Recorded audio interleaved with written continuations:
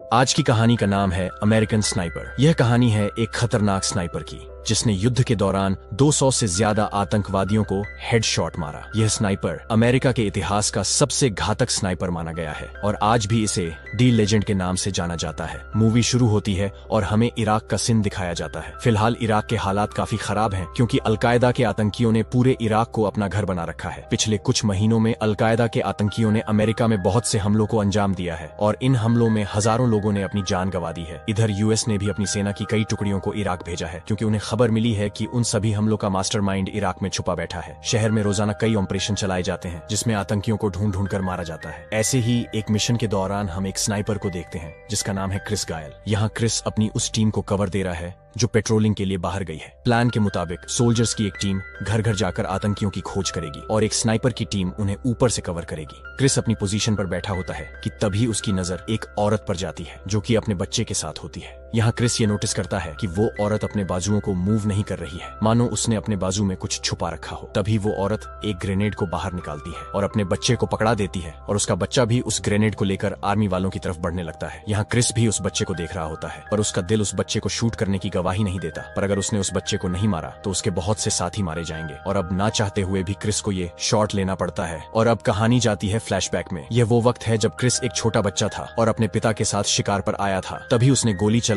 और एक हिरण का शिकार किया। अब एक्साइटमेंट में आकर उसने अपने राइफल को वहीं फेंक दिया और शिकार को देखने चला गया। अब यह देखकर क्रिस के फादर थोड़े नाराज हो जाते हैं और अपने बेटे को समझाते हैं कि उसे हमेशा ही अपने हथियारों की इज्जत करनी चाहिए। ऐसे ही दिन बीतने लगते हैं और अब सालों बाद क्रिस काउबॉय बन चुका है। एक दिन जब वो अपने काम से घर आता है तो वो देखता है कि उसकी गर्लफ्रेंड किसी और के साथ इंटीमेट हो रही है और ये देखकर क्रिस पूरी तरह से टूट जाता है। वह अपनी गर्लफ्रेंड को घर से निकाल देता है और अपने गम को भुलाने के लिए शराब की बोतलों का सहारा लेता है। तभी टीवी पर एक न्यूज आती है जिसमें यह बताया जाता है कि अलकायदा के आतंकियों ने यूएस एम्बेसी पर हमला कर दिया है और इस हमले में बहुत से लोगों ने अपनी जान गंवा दी है। अब यह सब देखकर क्रिस को काफी दुख होता है और ना जाने कहां से उसके दिमाग में सोल्जर बनने का ख्याल आता है। वो फैसला करता है कि वो एक अच्छा यूएस सोल्जर बनेगा और अपने देश को सर्व करेगा। कुछ दिनों बाद क्रिस आर्मी का इंटरव्यू देने पहुंच जाता है और लकीली उसका सिलेक्शन भी हो जाता है और अगले दिन से ही उसकी ट्रेनिंग भी शुरू हो जाती है। इस ट्रेनिंग के दौरान उसे अलग अलग टास्क को करना होता है जो कि एक सोल्जर को मेंटली और फिजिकली फिट बनाती है। हालांकि इस ट्रेनिंग को पूरा कर पाना सबके बस की बात नहीं थी और कई लोगों ने तो उसे बीच में ही छोड़ दिया, पर क्रिस आखिर तक डटा रहा। ट्रेनिंग के दौरान क्रिस की स्नाइपिंग एबिलिटीज को देखकर उसका सीनियर उससे काफी खुश होता है और उसकी स्नाइपर की ट्रेनिंग को बढ़ा देता है ताकि क्रिस एक अच्छा स्नाइपर बन सके। कई महीनों की ट्रेनिंग और हार्डवर्क के बाद अब क्रिस बैटलफील्ड में उतरने के लिए तैयार था। यहाँ क्रिस के साथ और भी कई लोगों ने इस ट्रेनिंग को पूरा कर लिया और अब जल्द ही इन सभी को जंग में भेजा जाएगा। अब इस खुशी को सेलिब्रेट करने के लिए क्रिस और उसके बाकी दोस्त एक बार में पहुंचते हैं। यहाँ क्रिस की मुलाकात तानिया नाम की एक लड़की से होती है। क्रिस और तानिया को एक दूसरे की कंपनी काफी पसंद आती है और अगले दिन से वो एक साथ काफी वक्त बिताने लगते हैं। इनकी यह दोस्ती जल्दी प्यार में बदल जाती है और बहुत जल्द ये दोनों इंटीमेट भी होते हैं। एक दिन क्रिस टीवी पर न्यूज देखता है जिसमें 911 के अटैक के बारे में बताया जा रहा था और इस अटैक की जिम्मेदारी ली थी एक आतंकी संगठन ने जिसका नाम था अलकायदा। ऐसे ही कुछ दिन बीत गए और अब क्रिस और तानिया ने एक दूसरे से शादी कर ली। अपनी शादी वाले दिन क्रिस को यह खबर मिली कि उसे अपनी टीम के साथ इराक के युद्ध में शामिल होना है क्योंकि इंटेल है कि अलकायदा के मोस्ट वांटेड आतंकवादी इराक में छुपे बैठे हैं। क्रिस को ये जानकर काफी खुशी होती है कि उसे भी युद्ध में शामिल कर लिया गया है। अपनी शादी के बाद क्रिस इराक के लिए निकल जाता है और यह था इराक में उसका पहला टूर। क्रिस इराक पहुंचता है और उसकी स्नाइपिंग एबिलिटीज को देखते हुए उसे इस युद्ध में एक स्नाइपर का रोल दिया जाता है। क्रिस का काम है अपने साथियों की रक्षा करना। वो उन पर नजर बनाए रखेगा और अगर कोई खतरा उनकी तरफ बढ़ेगा तो वो उसे दूर से ही एलिमिनेट कर देगा। लेकिन इस युद्ध में क्रिस एक अकेला स्नाइपर नहीं है, यहाँ कोई और भी है जो यूएस सोल्जर्स के खून का प्यासा है। यहाँ क्रिस का एक साथी उसे बताता है कि अलकायदा के आतंकियों में एक खतरनाक स्नाइपर भी शामिल है जो 500 गज की दूरी से ही अपने टारगेट को मार देता है और उस स्नाइपर का नाम है मुस्तफा। वो बताता है कि मुस्तफा का निशाना अचूक है, वो हमारे बहुत से सोल्जर्स को मार चुका है और उसने उन सभी को हेडशॉट दिया था। लेकिन यहाँ क्रिस को इन बातों से कुछ खास फर्क नहीं पड़ता। प्लान के मुताबिक वह अपनी पोजीशन ले लेता है और अपनी उस टीम को कवर देता है जो पेट्रोलिंग के लिए बाहर गई थी। और अब कहानी आती है रियल टाइम में। क्रिस ने उस बच्चे को गोली मार दी और वो वहीं ढेर हो गया। लेकिन उसके मरते ही उसकी माँ ने उस बॉम्ब को उठा लिया और उसे लेकर आगे बढ़ने लगी और क्रिस को ना चाहते हुए भी उस लेडी को शूट करना पड़ा। क्रिस ने इराक में आते ही एक औरत और एक बच्चे को मार दिया था और ऐसा करके उसे काफी दुख हो रहा था। पर जब उसकी टीम ने इस बात की तारीफ की तो उसका मन थोड़ा हल्का हो गया। अगले दिन क्रिस दोबारा से अपनी पोजीशन लेकर बैठ जाता है और अपनी टीम को कवर देने लगता है। तभी उसकी नजर एक कार पर जाती है जो तेज रफ्तार से उसकी टीम की तरफ बढ़ रही थी। यहाँ क्रिस ने फिर से अपना कमाल दिखाया और कार के ड्राइवर को एक हेडशॉट दे दिया और गाड़ी समय रहते रुक गई और उसके रुकते ही वहाँ एक जोरदार धमाका हुआ और एक बार फिर क्रिस ने बहुत से सोल्जर्स की जान बचा ली थी। उस दिन उसने 2 और आतंकियों को मारा जो यूएस सोल्जर्स पर अटैक करने की कोशिश कर रहे थे। अब उस शाम हम मुस्तफा यानी कि अलकायदा के स्नाइपर को भी देखते हैं और वो भी अपनी पोजीशन लेकर बैठा हुआ था। तभी उसके निशाने पर एक यूएस सोल्जर आ गया और मौका पाते ही उसने उस सोल्जर को हेडशॉट दिया। इधर क्रिस को इराक आए पूरे 3 दिन गुजर चुके थे और इन 3 दिनों में उसने 8 आतंकवादियों को मार गिराया था। क्रिस की काबिलियत को देखकर उसके साथी उससे काफी खुश थे और वो सभी उसे दी लेजेंड के नाम से बुलाने लगे। ऐसे ही दिन गुजरते जाते हैं और एक दिन क्रिस को तानिया का कॉल आता है और हम देखते हैं कि अब तानिया प्रेग्नेंट है। यहाँ क्रिस तानिया से उसकी तबीयत पूछता है और यह दोनों काफी देर तक आपस में बातें करते रहते हैं। थोड़ी देर बाद क्रिस का सीनियर सभी सैनिकों के साथ एक मीटिंग करता है और उन्हें एक आदमी के बारे में बताता है जिसका नाम था अब्बू मुसाब अल जरकावी। क्रिस का सीनियर बताता है कि जरकावी अलकायदा का लीडर है और अमेरिका में जो अटैक्स हुए थे वो भी इसी ने करवाए थे। इसीलिए हमें हर हाल में इस आतंकवादी को खत्म करना है और इसे मारने का सिर्फ एक ही तरीका है और वो है घर घर जाकर इसकी खोज करते हैं। ऑपरेशन शुरू होता है और सोल्जर्स की एक यूनिट घर घर जाकर जरकावी को ढूंढने लगती है। इधर क्रिस भी अपनी पोजीशन लेकर बैठा होता है और अपने साथियों को कवर करता है। वो भी ग्राउंड मिशन पर जाना चाहता था क्योंकि उसका मानना है कि वो एक स्नाइपर होने के साथ साथ ग्राउंड सोल्जर का भी रोल निभा सकता है। इस मिशन के दौरान क्रिस के बहुत से साथी घायल हो जाते हैं क्योंकि जब वो घर के अंदर होते हैं तो क्रिस उन्हें देख नहीं पाता और उन्हें कवर नहीं कर पाता। इसलिए अब वो भी एक ग्राउंड टीम का हिस्सा बन जाता है और घर घर जाकर जरकावी को ढूंढने लगता है। इसी दौरान वो एक घर के अंदर पहुंचते हैं जहां उन्हें एक फैमिली मिलती है। यहाँ क्रिस को इस आदमी पर शक होता है और वो इसे पकड़कर इससे जरकावी के बारे में पूछता है। इस पर ये आदमी कहता है कि मैं तुम्हें जरकावी का पता दे दूंगा पर उसके बदले में मुझे $1,00,000 चाहिए ताकि मैं अपने परिवार को लेकर यहाँ से निकल सकूं।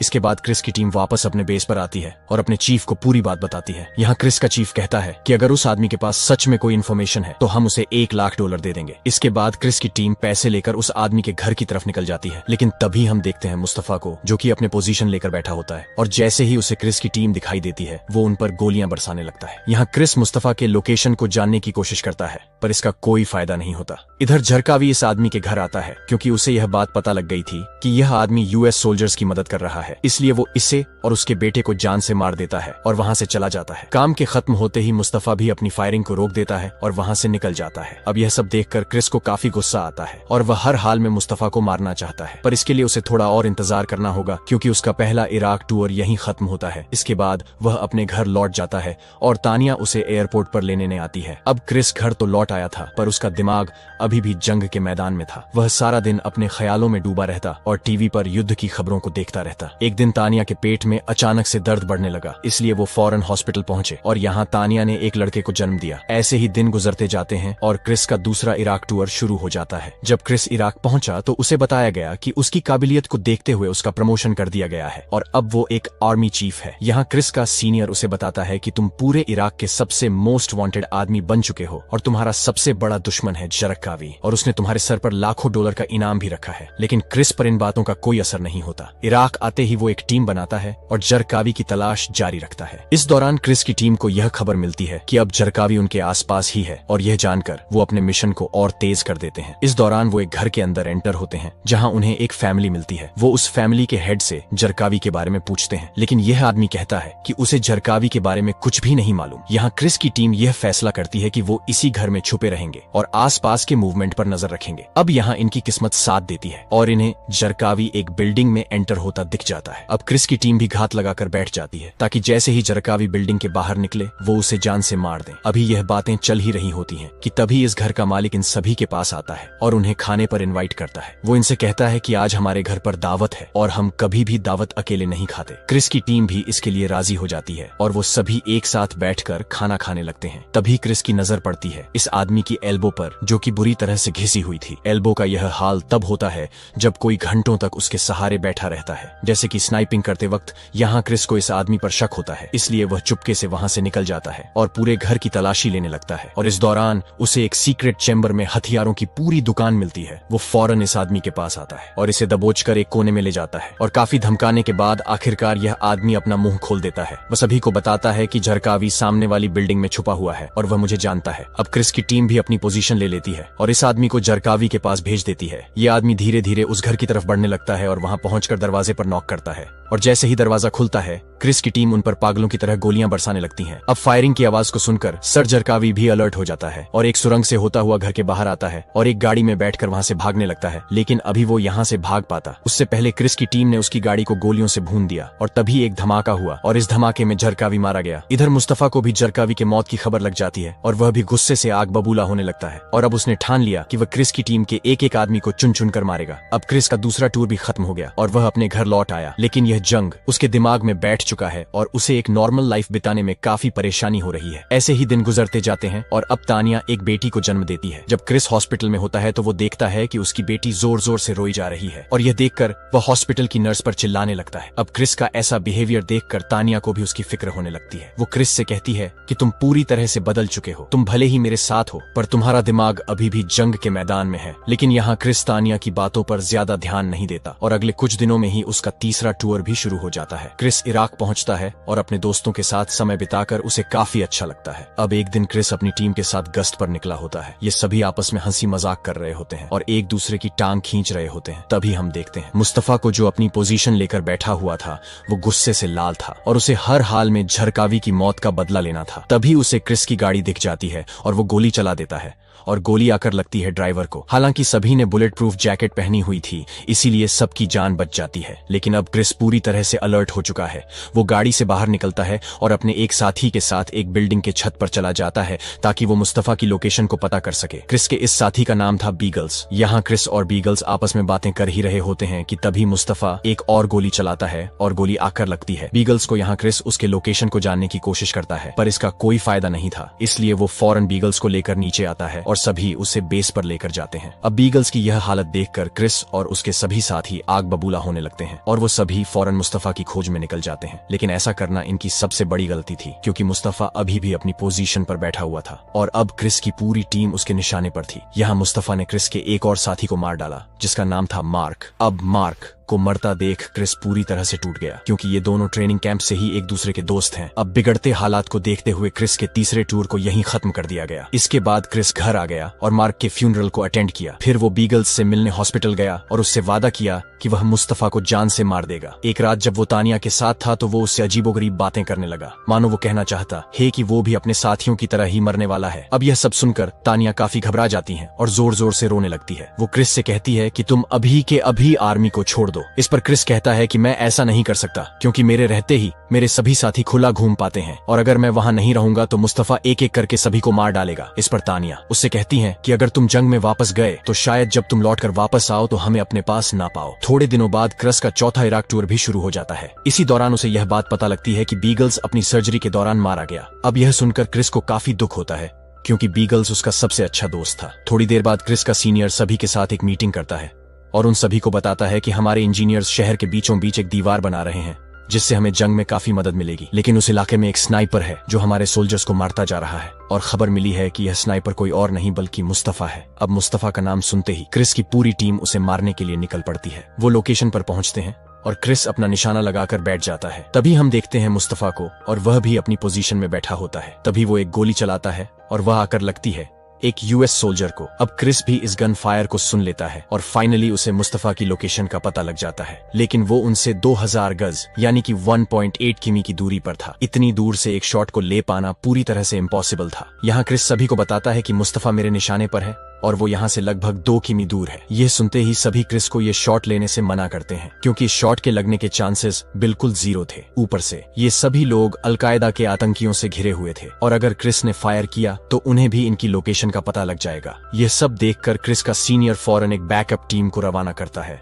और क्रिस से कहता है कि वो गोली ना चलाए, लेकिन यहाँ क्रिस के सर पर भूत सवार था और उसे हर हाल में मुस्तफा को मारना था। अब यहाँ क्रिस कुछ ऐसा करता है जो किसी भी आम आर्मी स्नाइपर के लिए इम्पॉसिबल था। वो अपना निशाना लगाता है और गोली चला देता है। उसकी गोली हवा को चीरते हुए 2000 गज तक जाती है और सीधा जाकर मुस्तफा को लगती है और यह था एक परफेक्ट हेडशॉट। ये देखकर सभी हैरान रह जाते हैं और किसी को भी अपनी आंखों पर यकीन नहीं होता। लेकिन अब बुरी बात यह है कि आतंकियों को भी इनकी लोकेशन का पता लग गया है और वह भी एक बड़ी संख्या में इनकी तरफ चले आ रहे हैं। अब बिगड़ते हालात को देखते हुए क्रिस के सीनियर ने एयर स्ट्राइक का ऑन ऑर्डर दे दिया और यूएस आर्मी हेलीकॉप्टर से बॉम्ब बरसाने लगी। हालांकि इस हमले से क्रिस की टीम भी मर सकती थी, पर इसके अलावा उनके पास कोई और ऑप्शन नहीं था। अब यह सब देखकर क्रिस काफी घबरा जाता है और उसे लगता है कि अब वो नहीं बचेगा। इसलिए वो तानिया को कॉल करता है और उससे कहता है कि अब वो घर आने के लिए तैयार है। यहाँ क्रिस की किस्मत साथ देती है और उसी वक्त एक रेत का तूफान इनकी तरफ आने लगता है जिससे किसी को कुछ भी दिखाई नहीं देता और इस मौके का फायदा उठाकर क्रिस की टीम वहां से निकल जाती है और यह था क्रिस घायल का आखिरी मिशन। इसके बाद क्रिस ने आर्मी छोड़ दी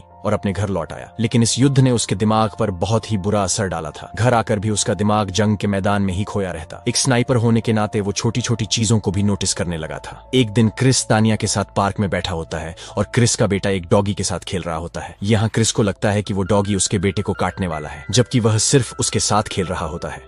यहाँ क्रिस उस डॉगी को दबोच लेता है और उसे मारने वाला होता है कि तभी तानिया उसे आवाज देकर रोक लेती है। अपनी बिगड़ती हालत को देखते हुए क्रिस एक डॉक्टर से मिलने आता है। यहाँ डॉक्टर क्रिस से कहता है कि चारों तरफ ये बात फैल चुकी है कि तुमने 200 से भी ज्यादा लोगों को मारा है। क्या तुम्हें इस बात का अफसोस है? इस पर क्रिस कहता है कि नहीं, मुझे इस बात का कोई अफसोस नहीं है, क्योंकि अगर मैं उन्हें ना मारता तो वो लोग मेरे भाइयों को मार देते। यहाँ डॉक्टर उससे कहता है कि क्या तुम अभी भी लोगों की मदद करना चाहते हो? इस पर क्रिस कहता है हाँ। इसके बाद डॉक्टर उसे एक हॉल में लेकर आते हैं जहाँ बहुत से घायल सोल्जर्स होते हैं और इनसे बातें करके अब क्रिस को काफी अच्छा लगता है। ऐसे ही दिन बीतने लगते हैं और अब क्रिस धीरे धीरे नॉर्मल होने लगा था। वो अपनी फैमिली के साथ समय बिताता और अपने बेटे के साथ शिकार पर जाया करता था। एक दिन एक आदमी क्रिस से मिलने आता है और वो खुद को एक आर्मी सोल्जर बताता है और क्रिस से कहता है कि मुझे आपकी मदद चाहिए। और यहाँ क्रिस भी उसकी गाड़ी में बैठकर उसके साथ चला जाता है। मूवी के एंड में हमें बताया जाता है कि उस दिन इस आदमी ने क्रिस घायल को मार डाला। आखिर में हमें कुछ रियल सीन्स दिखाए जाते हैं जिन्हें क्रिस की मौत के बाद फिल्माया गया था, जब पूरे अमेरिका के लोग क्रिस के सम्मान में सड़कों पर उतर आए थे। और इसी के साथ ये शानदार मूवी यहाँ पर एंड हो जाती है। आई होप आपको ये कहानी पसंद आई होगी। अगर वीडियो अच्छी लगी हो तो इसे एक लाइक जरूर कर देना और चैनल को भी सब्सक्राइब कर लेना। वीडियो देखने के लिए धन्यवाद।